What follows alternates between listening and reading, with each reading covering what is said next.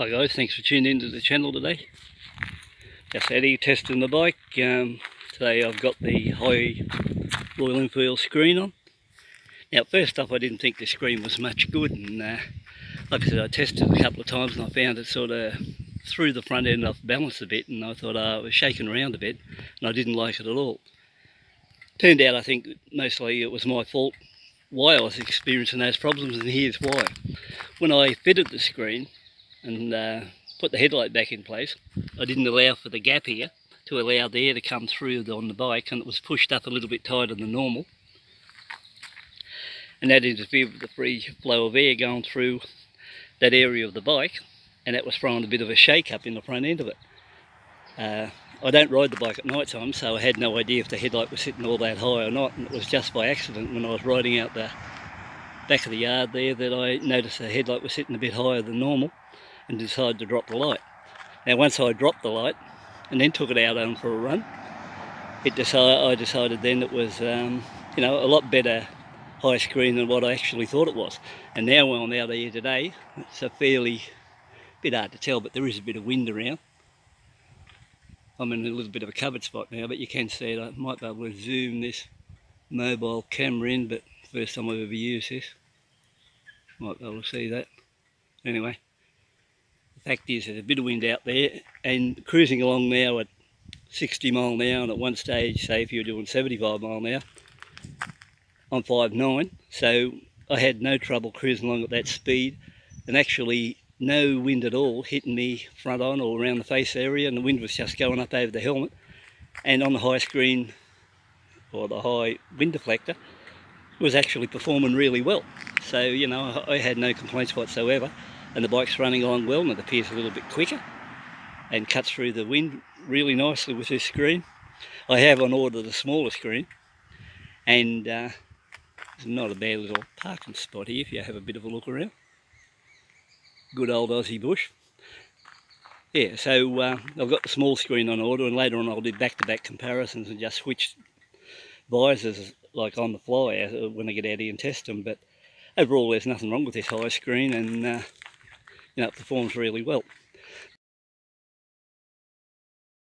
Lately the wife's been wanting to drive me MX-5, what I bought not all that long ago, and it's only got 5,000 kilometres on, and it's in immaculate condition, and she wants to use it to go shopping and crap like that, and it's in mint condition, no gutter scrapes or anything on it, and it's imperfect, so I'm not really keen. I might get her another car to drive, probably a new one. But anyway, that's beside the point. That what I'm saying now is, if I get her a car, I might get myself another bike. And I said I was only going to ride this bike during the year, but that may not happen now. I think I might buy myself another Royal Enfield, and I might buy another one, Interceptor. If it goes ahead, I might buy an Interceptor. I might buy the one I was originally going to buy before this one, the Baker's Express. Now, I'm not going to get rid of this if it happens. I'll still keep this bike, so I'm not going to move this out.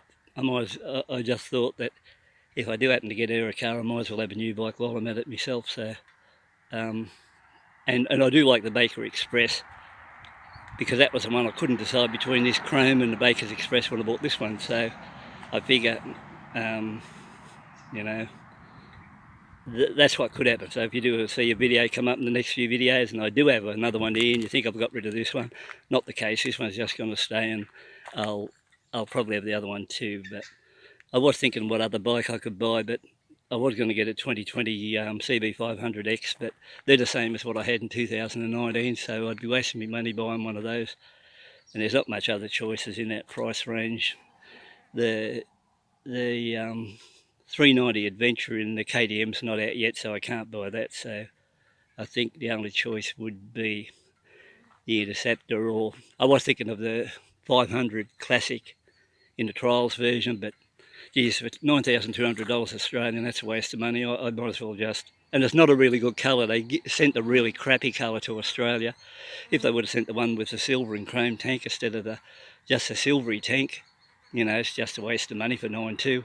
So if they would have sent the really smart looking one with the better paint scheme, I would have bought one of those. But at this stage, I think if I go anything, I think I'll try a Baker Express in these Interceptor and go that way. But that's just something that could happen. very good chance it'll happen. But anyway, fact is, back to this windscreen. Like I said, this high screen is better than what I thought, and I think I paid, I think it was $75, something like that for it. Still waiting for a few more accessories to come. This crash bars, oil filter cover, maybe a bit of other crap. But anyway, this bike's running really sweet at the moment. I'm about very close to doing a 5,000k report on this bike, and after that we'll see how that comes along. Once again, thanks for tuning in, taking a look. I'll head off now, and this is the first time I've done one on the phone, and we'll see what happens. Catch you later.